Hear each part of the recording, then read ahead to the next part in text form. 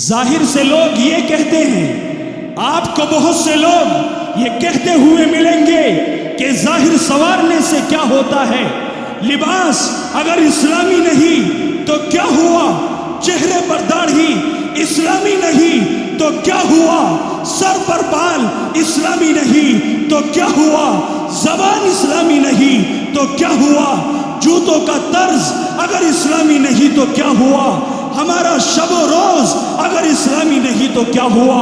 آؤ نوجوانوں، میں تمہیں بتاتا چلوں کہ ظاہر کا کس طرح باطن پر اور معاشرے پر اثر پڑتا ہے۔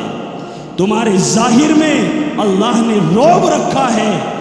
آپ کسی ایمان والے کو جو کرتا پاجامہ، دستار، پگڑی باندھے ہوئے اور جس کی داڑھی بھری ہوئی ہو، اسے دیکھ کر غیروں پر کیسا رعب پڑتا ہے، یہ ہم اور آپ بخوبی جانتے ہیں۔ غیروں کی زبانی یہ بات سنی ہے کہ سب سے زیادہ مسلمانوں سے اس وقت ڈر لگتا ہے جب یہ مسجدوں سے باہر نکلتے ہیں، ان کے چہروں پر داڑھیاں اور ان کے سروں پر ٹوپی اور دستار رکھی ہوئی ہوتی ہے۔ سنتوں میں اللہ نے رعب رکھا ہے، سنتوں میں اللہ نے عظمت رکھی ہے۔ حضرت الاستاذ مفتی سعید احمد صاحب پالن پوری نور اللہ مرقدہ حضرت بیان فرمایا کرتے تھے کہ جس زمانے میں رڑکی میں ہندو مسلم فساد ہوا تو رڑکی میں مسلمانوں کی تعداد کم ہے، آج بھی کم تعداد ہے۔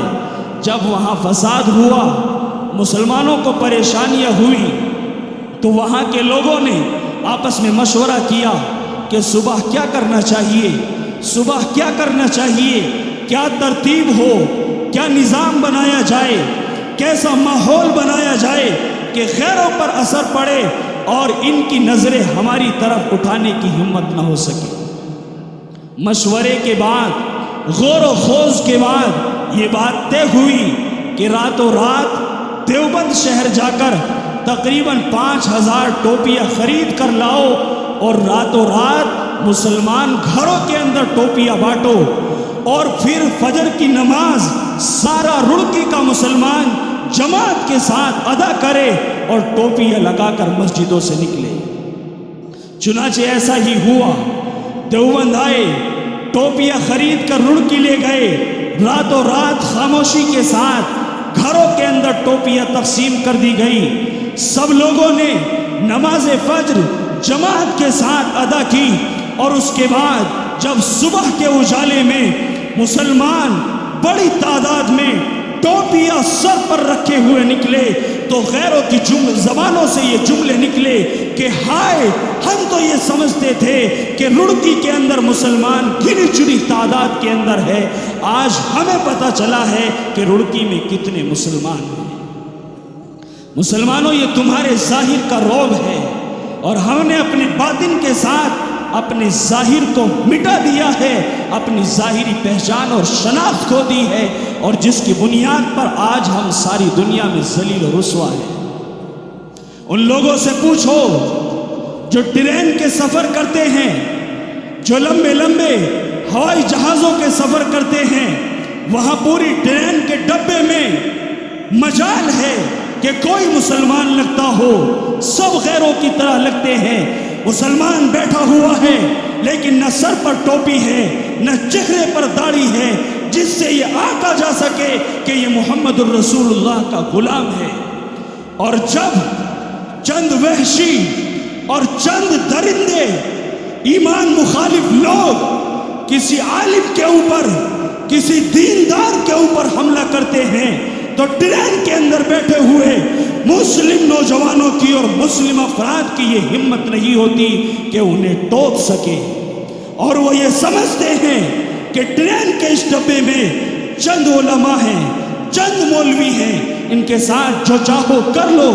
جب جماعت کے افراد و احباب ٹرین کا سفر کرتے ہیں، پوچھو ان احباب سے کوئی اسلامی لباس کے اندر کتنے افراد نظر آتے ہیں؟ یہ لوگ تنہا لگتے ہیں کہ یہی محمد الرسول اللہ کے غلام ہیں۔ اس لیے اپنے ظاہر کو بھی اپنے باطن کے ساتھ ساتھ سنوارنے اور نکھارنے کی ضرورت ہے۔ نوجوان اگر اسی حالت میں انتقال ہو گیا، اسی حالت میں اس دنیا سے جانا پڑ گیا، اسی داڑھی کٹے ہوئے چہرے کے ساتھ، آقا کی مخالفت والے بالوں کے ساتھ، یہودیوں کے لباس کے ساتھ، زبان پر گانا رکھتے ہوئے اور آقا کی منع کردہ باتیں زبان پر رکھے ہوئے اگر انتقال ہو گیا، اسی حالت میں وفات ہو گئی، کیا ہوگا نوجوان؟ سوچ، میرے آقا نے کلیئر کیا، من تشبہ بقوم فہو منہم، جو جس قوم جیسا رہے گا، جس قوم کی مشابہت اختیار کرے گا، جس قوم کی تہذیب اختیار کرے گا، قیامت کے دن اس کا حشر انہی کے ساتھ ہوگا۔ اور آپ نے ارشاد فرمایا المرء مع من احبا، کہ آدمی جس سے محبت کرتا ہے کل قیامت کے دن وہ انہی کے ساتھ ہوگا۔ یہودیوں کا لباس پسند ہے تو کل قیامت کے دن خدا نہ کرے ان کے ساتھ اگر صف میں کھڑا کر دیا گیا تو پھر نوجوان اور اپنے آپ کو مسلمان کہلانے والا یہ فرد کیا کرے گا؟ ہماری تو آخری امید ہی رسول اکرم صلی اللہ علیہ وسلم ہے۔ ایمان والے تو اسی سہارے جیتے ہیں کہ ہمارے آقا نے جب اس دنیا میں ہمیں تنہا اور بے یار و مددگار نہیں چھوڑا، جب ہر موقع پر ہمارے آقا نے ہمیں یاد فرمایا، ہر جگہ اپنی امت کو یاد رکھا، تو ہمارے آقا قیامت کے دن بھی ہمیں رسوا نہیں فرمائیں گے، وہاں بھی ہمارے آقا ہمیں یاد رکھیں گے۔ لیکن نوجوانوں، اگر چہرہ اللہ کے نبی سے ملتا نہ ہوگا، اگر لباس میرے آقا سے ملتا نہ ہوگا، تو پھر میرے آقا کس بنیاد پر سفارش اور شفاعت کریں گے؟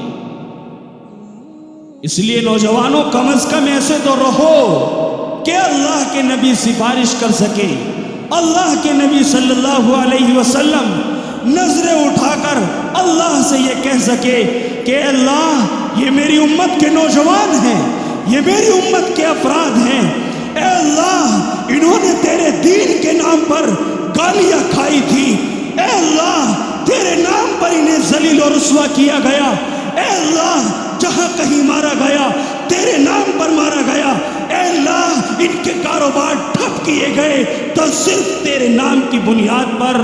آقا کم از کم اتنا تو کہہ سکے۔ نوجوانوں، کچھ خیال ہم بھی تو رکھیں، کچھ ذمہ داری ہماری بھی تو ہے، کچھ ہمیں بھی تو کرنا ہے، کچھ ہمیں بھی تو سوچنا ہے، قوم کے لیے کچھ ہمیں بھی ترتیب بنانی ہے، ہمیں بھی لائحہ عمل اپنی قوم کی سربلندی کے لیے تیار کرنا ہے۔ اس لیے نوجوانوں، اپنی جوانی کی خاص طور سے حفاظت کرو اور اپنی نوجوانی کو اللہ رب العزت کے پسندیدہ کاموں کے اندر لگاؤ۔ اگر نوجوان بیدار ہو گیا تو انشاءاللہ العزیز جیسا ہمارا ماضی شاندار اور تابناک تھا، حال بھی ایسا ہی شاندار اور مستقبل بھی اسی طرح تابناک ہوگا۔